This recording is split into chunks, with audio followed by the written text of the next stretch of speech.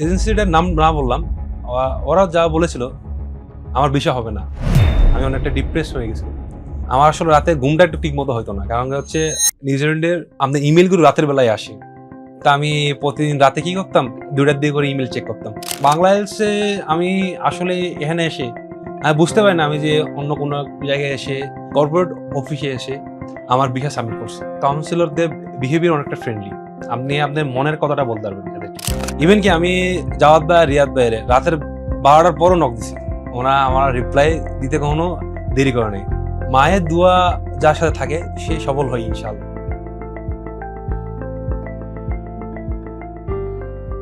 আসসালামু আলাইকুম, আমি খালেদ।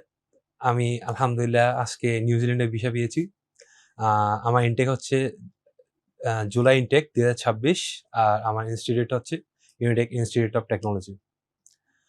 আমি ছোটবেলা থেকেই স্বপ্ন দেখতাম হচ্ছে গাড়ি নিয়ে, আমার ভালো একটা ধারণা ছিল। ছোটবেলা থেকে একটা ভালো ড্রিম ছিল গাড়ি নিয়ে, ছোটবেলা থেকে। তো এসএসসি পরীক্ষা দেওয়ার পর আমি ভাবলাম অটোমোটিভ নিয়ে কিছু পড়াশোনা করার জন্য। তা অটোমোটিভে ভর্তি হলাম, আমি ডিপ্লোমা নিয়ে ভর্তি হলাম। কিন্তু আমি শিওর ছিলাম না আমি দেশের বাইরে যাব। করোনার পরে দেখলাম দেশের অবস্থা, দেখলাম তোর ভাবলাম আজ দেশের বাইরে যাওয়া দরকার for a better future. IELTS IELTS এ ভর্তি হলাম। আমার ডিপ্লোমা 2023 শেষ। ডিপ্লোমার পরে আমি আইএলস এ ভর্তি হলাম। আইএলস এ একটা যুদ্ধ চলে গেছে বলতে গেলে। আমি অনেক কিছু দেখেছি আইএলস জার্নিতে। ওঠা নামা, ক আইএলস জার্নিটা আসলে আম যারা হচ্ছে আপনার বাংলা মিডিয়াম থেকে যারা বিশেষ করে আসে, ওদের জন্য একটু টাফ বিষয় বলা যায়। কিন্তু আলহামদুলিল্লাহ আমি আমার আইএলস জার্নিটা সম্পন্ন করতে পেরেছি এবং আমি আমার ডিজায়ার স্কোরও পেয়েছি। তারপর প্রায় অনেক এজেন্সি ঘুরলাম। কোন দেশ যাব, কোন দেশে যাব, কোন দেশ ডিসাইড করব, এটা নিয়ে আমি একটু কনফিউশন ছিলাম। আমার এক ফ্রেন্ড ছিল রাকিব, যিনি বর্তমানে ইতালিতে আছেন। তিনি এই জায়গায় আমারে খুব সহযোগিতা করেছেন। উনি আমারে বললেন, "ভাই, বাংলা আইএলটিএস এর রাশেদ ভাইয়ের প্রতিষ্ঠান ভালোই কাজ করে ওরা স্টুডেন্ট ভিসা নিয়ে।" তো এখানে আসলাম, ১ম দিনে আসলাম। আমি এর আগে অন্য একটা এজেন্সিতে গিয়েছিলাম।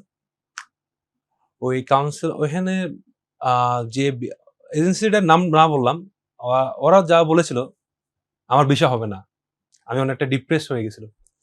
পরে রাশেদ ভাইয়ের যেহেতু কম বেশি ভিডিও দেখতাম অনলাইনে, তো শেষ বর্ষ হিসেবে আসলাম এখানে।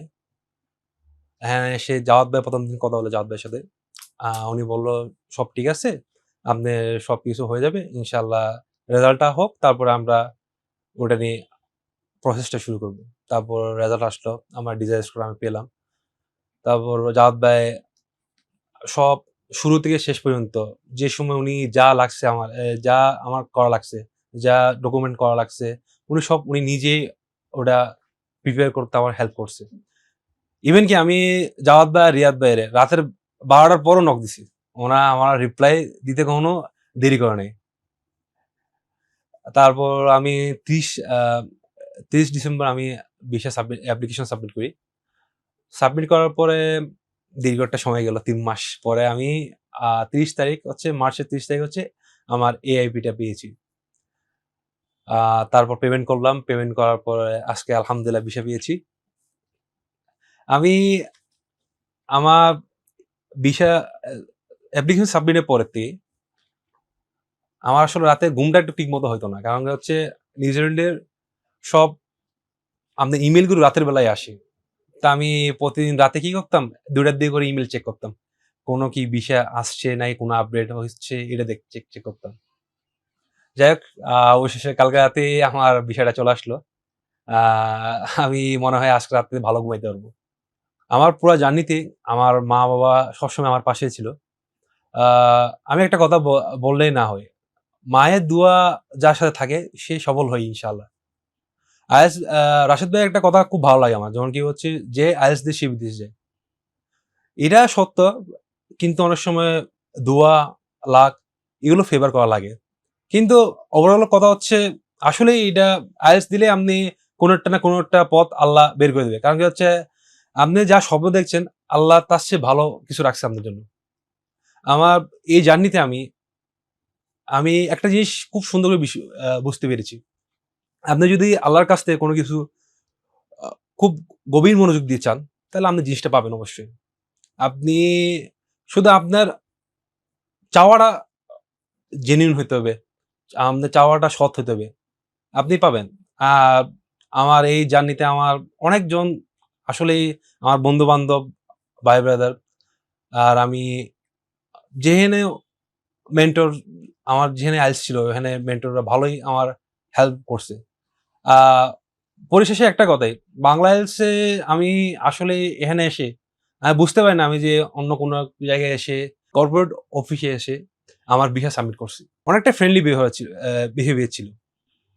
আর আমার মতে আমি মনে করব যারা বিদেশের পড়াশোনা নিয়ে কিছুটা নার্ভাস, কোন জায়গায় যাবেন? আমার মতে বাংলাদেশে অনেকগুলো বেটার অপশন আছে। অনেক কান্ট্রি নিয়ে এরা কাজ করে। ওভারঅল এটা রাশেদ ভাইয়ের একটা প্রতিষ্ঠান। আ আপনারা আসলেই এখানে বিশ্বাস করতে পারেন এটার উপরে। আস্থা রাখতে পারেন। পরিশেষে আমি একটা কথা বলতে চাই। যারা বিদেশে পড়াশোনা নিয়ে আগ্রহী, তারা চাইলে আ বাংলাদেশে একটা এসে দেখতে পারেন। ফ্রি কাউন্সেলিং আছে এদের। ওটা নিতে পারেন। আ ওনারা বিভিন্ন ধরনের বিভিন্ন দেশ নিয়ে কাজ করে। আ আমার মতে আপনি যেহেতু সুযোগ দেবেন, একটা সুযোগ দিয়ে দেখেন বাংলাদেশে। বাংলাদেশে কারণ কি হচ্ছে বেস্ট যেটা বলব আমি আ কাউন্সিলরদের বিহেভিয়ার অনেকটা ফ্রেন্ডলি। আপনি আপনার মনের কথাটা বলতে পারবেন এদেরকে। আ তা আপনি আপনার সিদ্ধান্ত আপনার। কিন্তু আমার মতে আপনি যদি এখান থেকে মনে করেন আপনার ভিসা প্রসেসিংটা করেন, আপনার জীবনে আপনি স্মুথলি কোনো হ্যাসেল ফ্রি ভিসা প্রসেসিং পাবেন। এটা আমার মত।